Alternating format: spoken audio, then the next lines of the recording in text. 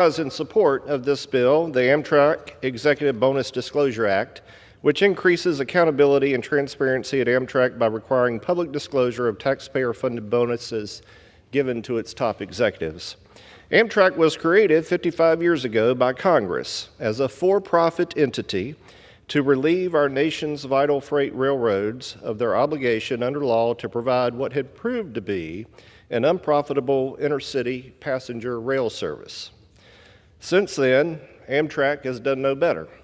They have failed to ever make a profit and struggle to provide adequate service. Even with the post-pandemic improvements in ridership, staggering financial losses remain. In 2023, Amtrak lost more than $1.7 billion, despite collecting $11 billion in taxpayer subsidies and almost $22 billion in advance funding from the Infrastructure Investment and Jobs Act. Amtrak's delays and customer service failures were front and center the day after Christmas, just a month ago, when a Northeast Corridor train didn't board any passengers at Washington's Union Station.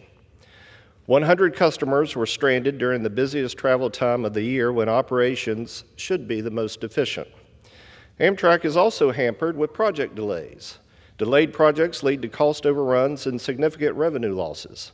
For example, its new Acela 2 train service for the Northeast Corridor is more than 3 years behind schedule, with no firm date on when it will enter service.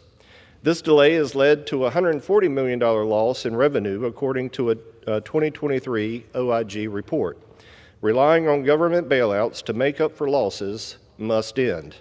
Despite this track record, and no pun intended, the American Board of Directors awarded the company's 15 executives more than $9 million in bonuses during the last 2 years. Congress, Amtrak employees, and the public were shocked and outraged, and rightly so, to discover such generous and questionable awards paid largely by taxpayers.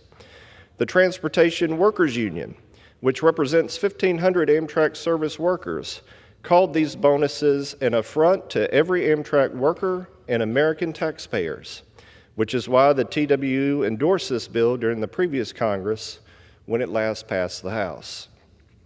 While Amtrak has taken steps to be more transparent about their executives' bonuses, they only did so after a hearing before the Transportation and Infrastructure Committee.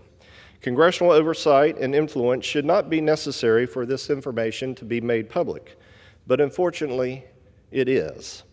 And it is why this bill has been brought to the floor today, to require Amtrak to publish its annual executive bonus awards on its website, providing passengers, employees, and taxpayers with transparency regarding how their tax dollars are being spent. So, Mr. Speaker, I urge support of this legislation, and I yield back my time.